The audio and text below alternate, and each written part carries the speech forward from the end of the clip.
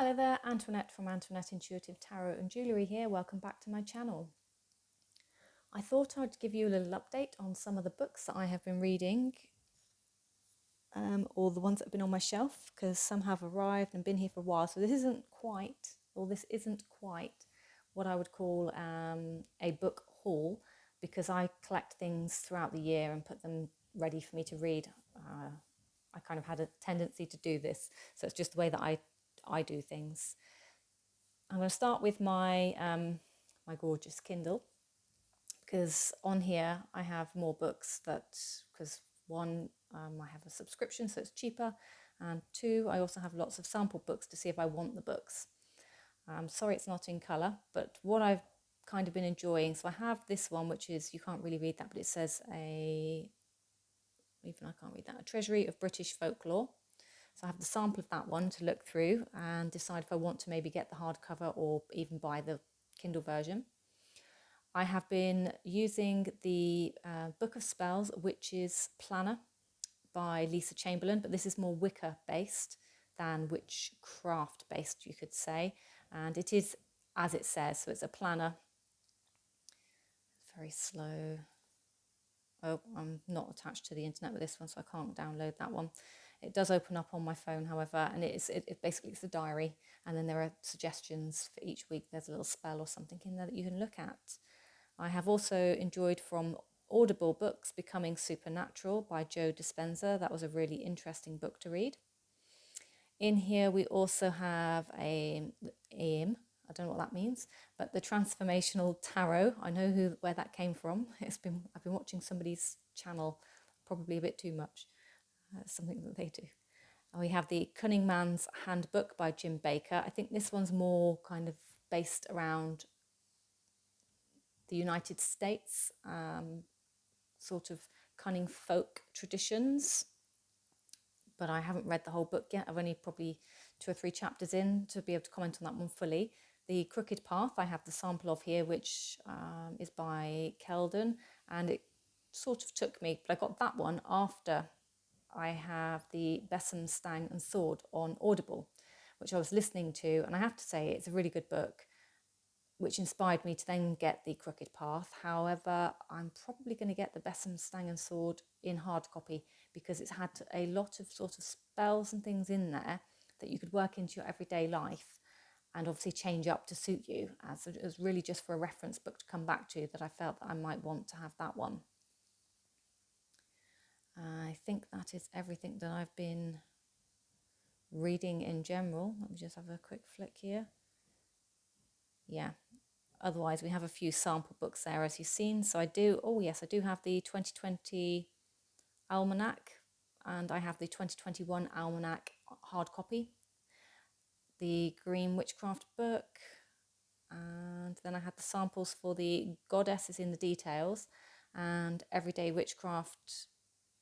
I can't remember what these are. So one of them was like 365 Days of Witchcraft. Oh no, it's that one. So it goes with that set there, Everyday Witchcraft, which I think is something to do every day. And then, as you can see, these have expired samples that I had borrowed, which were probably well over a year ago. And there was lots in those to read and help develop my skills. So that's my Kindle. I've come to the end of the books of these that I own. I don't own the rest of the year, so I would like to have potentially the Solstice, Mabon Leganza, or Lou and Samhain would be the other one. I think those are the ones that I might be missing from this set. But I'll decide if I'm going to get them, because I'm sort of in 2 minds. I'm not sure, because they're not cheap, and I haven't taken a great load from them, to be honest, as cute as they are. So they do a little bit in this one. Beltane is actually a festival that I celebrate here and have done with the town that I grew up in for many years. There's like a 3-day festival, because it lands on a bank holiday here, and we call it the May Day Festival. And we have a May Day Queen crowning and lots of other stuff throughout those 3 days.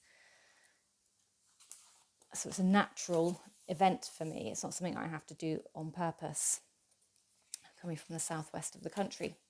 And if you were to go onto YouTube and Google sort of Beltane or May Day celebrations, there's a lot of stuff that goes on in this part of the world, including sort of They have like horned gods. I think there are even goddess sort of rituals as well for women, like divine goddess rituals. But this one tells you a bit about like the different areas that may celebrate Beltane, for want of a better word. Some of the older fashioned ways that it would have been celebrated. It does refer back to, like, you know, the Druids. It talks about different paths. So where are the paths? It does give you some information, you know, about on the Isle of Man, where it's celebrated. It's not completely factual. From what I remember when I read the first part of this, I remember thinking, it's missing a lot of traditional information that happens regularly, but it just read for certain areas of Britain. And it just seemed a bit weird to me that you would only link to those parts of the country when actually it's a much bigger festival in other parts of the country. But that's neither here nor there. So in the new ways, with modern themes, common elements, different practices, Celtic reconstruction, traditional witchcraft, modern druid, how a heathen might celebrate, the eclectic witchcraft, neo-pagans. Talk about it being the fire festival. Scotland have a massive thing about it being a fire festival as well, and they celebrate it slightly differently to the southwest of the country. Again, I'm not completely familiar, so they have got some different areas there.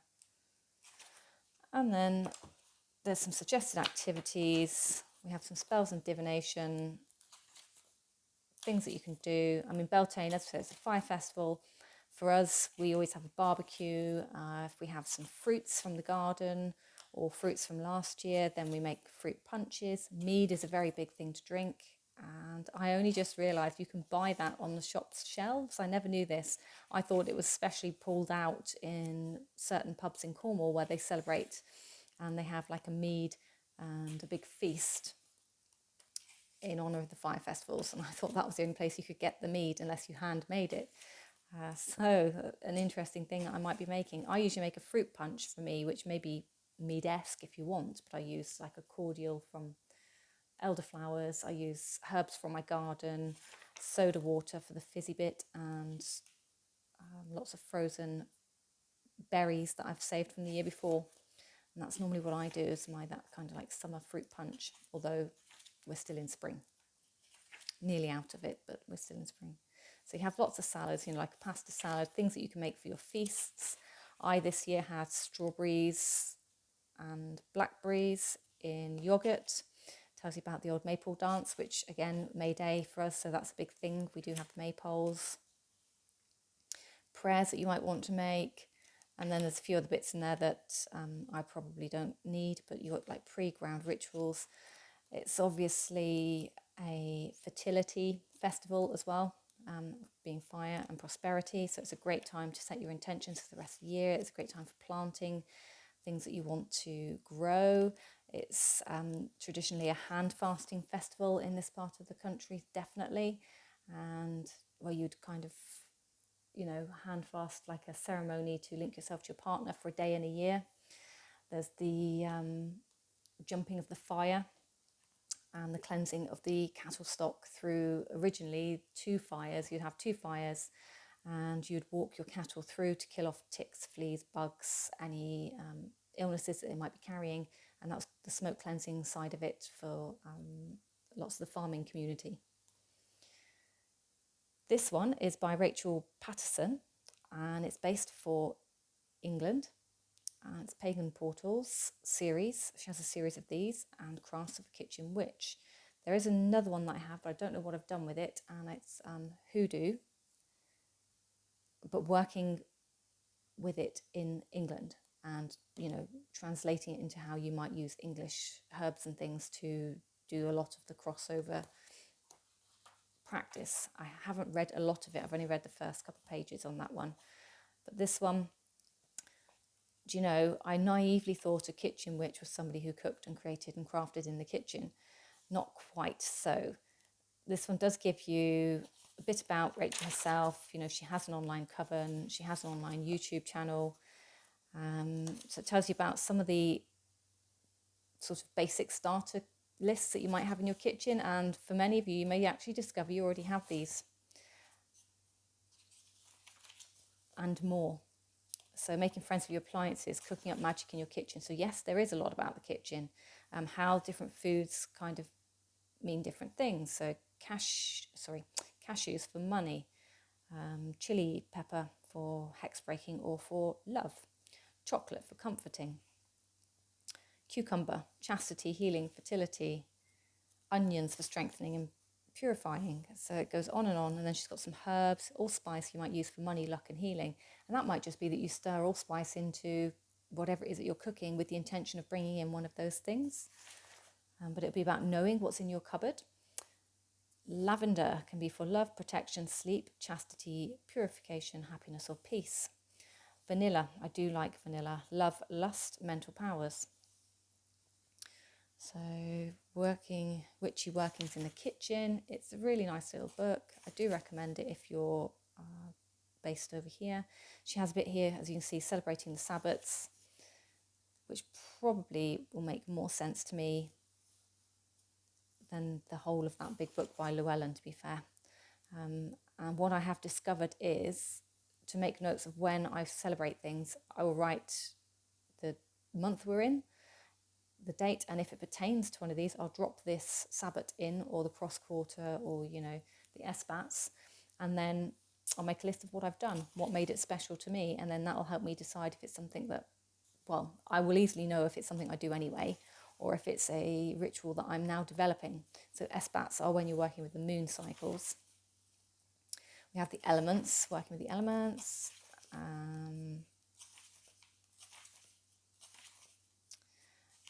Energy and how to do so. She does go into a bit of candle magic, so she covers everything in here, to be fair, for a kitchen witch. That was the bit that surprised me. I wasn't expecting to find things like candle magic in here, as silly as that may sound, because you may well light a candle while you're baking, and why wouldn't you? So yeah, she's got some sort of like blessings and things that you can do for your house, like spiritual washes and smudges and smoke cleansing, chase away house cleansing sprays, so some great little recipes on how to make a few things. Witches bottles, witches ladders, poppets, again not something I was thinking of as a kitchen witch. Pendulums and runes, some divination. We have the garden magic. Now I thought garden magic meant you were a hedge witch, so there's another learning for me. I think a hedge witch is somebody who crosses over or astral travels or something, so I'll have to have a look at that. She's got a bit in here about Tintagel meditation. Some other meditations are in there, how to connect to people through meditation, types of gardens that you might have, plants you might want to grow, flowers of fascination, deity work, all those sorts of things. So that is, for such a small book, ram-packed with information. It comes from Moon Books, but I think I managed to get it online. It's only $4.99, so really inexpensive. And I have a couple of these, which you'll see coming through. Here's my copy of The Crooked Path by Keldon, foreworded by Gemma Gary. Gemma Gary, again, is a witch from the southwest, so I will be looking to get some of her books, although I couldn't make up my mind on which ones because they aren't that easy to follow. So in here I've got as far as spellcrafting. I haven't read past this, but he teaches you or suggests on how you might want to create your own rituals, your own wheels of the year, by just simply making notes of what's going on and what's going around you at different months and how they relate to seasonal changes, and then therefore how you might like to work with them, if indeed you want to work with them. He talks about creating broomsticks. He talks about, there we go, the stang. And there we have the stang there. So your traditional witch tools. And again, I'm going backwards, aren't I, with your magical basics. There was something in here about Wiccan versus witchcraft. I suppose it's that chapter, really. Defining traditional witchcraft. So he does also give you journal prompts. Do you agree with the definition of traditional witchcraft provided at the end of this chapter? So there's like a reflection on what you've read and what you're thinking. and it is quite thought-provoking. It's not too in-depth. It is a good beginner's book, I will say, as someone wanting to learn about where my own traditions, how I live and where my thoughts come from. These all seem to fit quite neatly into where I was already going and how I already live. So they're not too far off my own beaten track of what I was calling spiritual path work. So those are ones that I am working my way through. These are some that I have still to go. Another Rachel Patterson book, Witchcraft into the Wilds.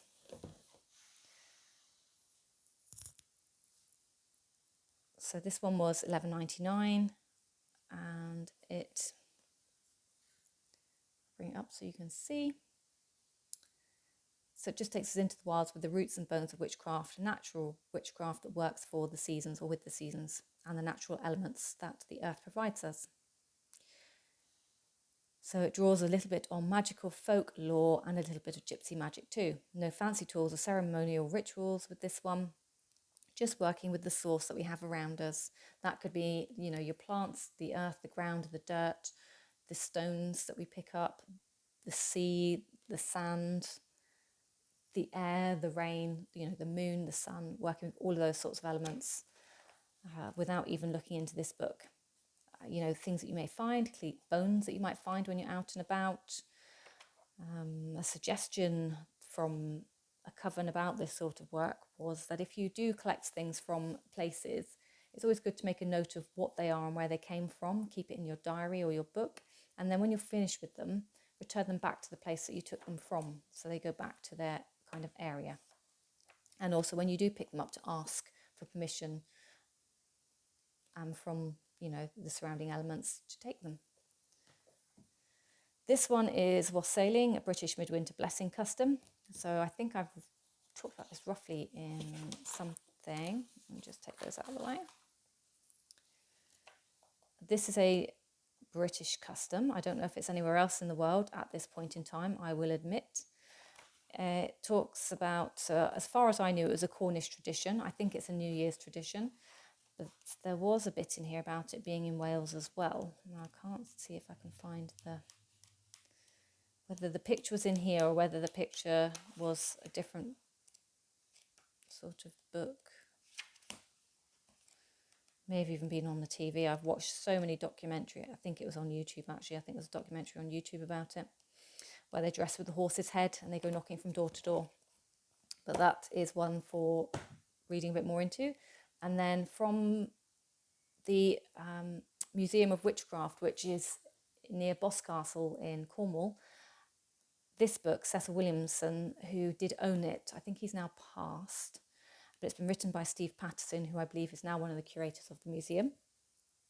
If I'm wrong, of course, please do put that in comments and top me up. But again, it's a book I haven't read, so I'm only talking from what I know. I've purchased this from Troy Books, and I think I have another book from Troy Books that hasn't arrived yet. Possibly. I'm sure I had two. No, I'm lying. It was that one.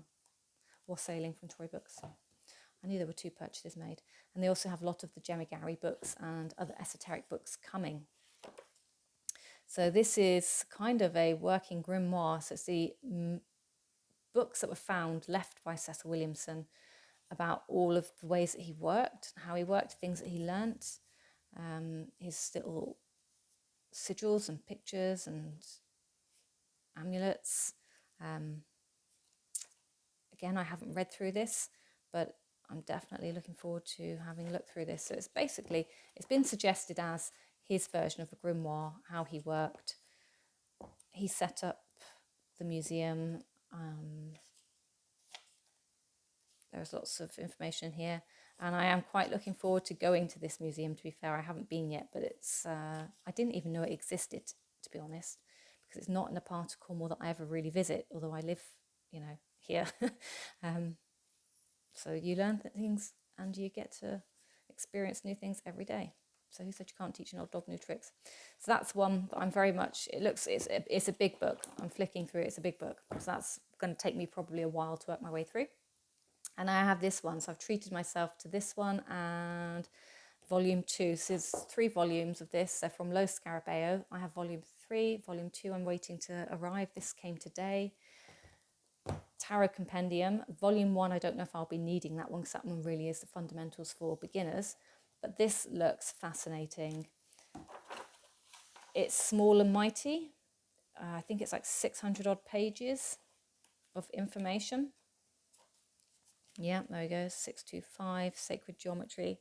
So this has so many things in it. It has stuff about esoteric disciplines. We have Kabbalah, we have Hebrew, we have alchemy, we have astrology, we have numerology.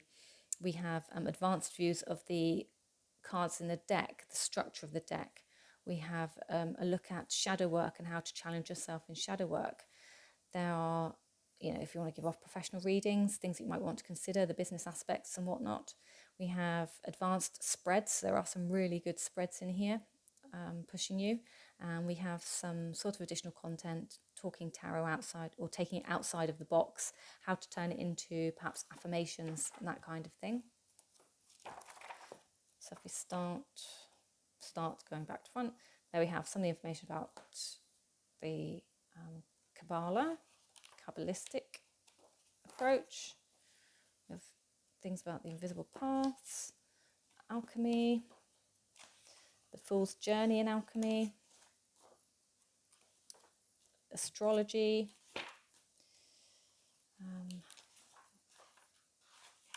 So there's lots of information about different bits, signs, your chart, your birth chart, the symbols that you might see. These are definitely probably more familiar to most of you. Then we have like these signs and their tarots. So we also have their like correspondences, the days, the color, the astrological star image, what you're looking for in the sky. I can't even get my words out with that. The elements, the planets, flowers, metal, and the quality of the sign. Obviously, we're talking here about Aries, the Emperor, and a suggestion of a card, basically. This is Lo Scarabeo, if I haven't already said that. And the decks in here are basically their decks that they're using. It then talks about a bit more about the star signs. It talks about the cards and their sort of mutable signs, elemental signs. Here we have a kind of reference sheet for your astrological purposes. We have star signs and planets, numbers and their correspondences. I mean, it really is quite in depth. Some flower attributions. These are just, I guess, to help you visualize what's going on. How does it work? Numerology pages. Working with numerology, kind of adding up and working with them. Constellations, that was the word I was looking for earlier. Advanced views of the arcana. So lots of information here about them. As you can see on the page, there's a bit more information than we had previously. We have esoteric, light, shadow, Kabbalistic, path, color, Hebrew letter, number, like 15 attributions to the Fool.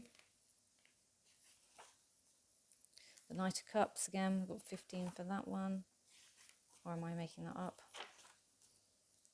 I thought they were. Oh, I'll have to read. When I've read them all, I can come back to that for you. So it goes through all the cards. Next chapter. Shadow work and tarot.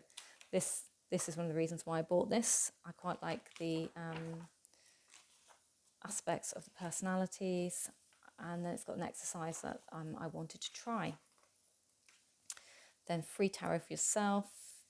Word associations. You've got your elemental dignities. I know I'm skipping out lots of pages. This one is like a test on a reading from when I remember flipping through it earlier. So preparing your spread and how to work with it. Tarot charms, so working your tarot into charms and into other spiritual aspects of how you work. Colour and symbolisms, which is quite interesting. Here's your kings, your queens, your knights, your pages. And there it is in sort of action here. Suits and colours. The business side of tarot reading, if you're interested. Things you might need to consider. Transformational tarot spreads. So this is another interesting factor. I'm not big on lots of tarot spreads, but I do like to have a couple. And I just like the fact that there were a few in here that are very different to what I've seen before and around, and possibly even trusted. So that's why I have this one. I just realised I'm rambling. This is a very rambly video. I apologise. I'll probably end it there. So what books are you into? What are your current books? Tempted with any of these? Or do you already have them? What were your thoughts and feelings on them?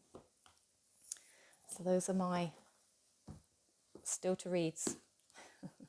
Right, thanks for sticking with me and putting up with that complete long one. I hope you enjoyed your cup of tea, and I will see you again soon. Thanks, bye-bye.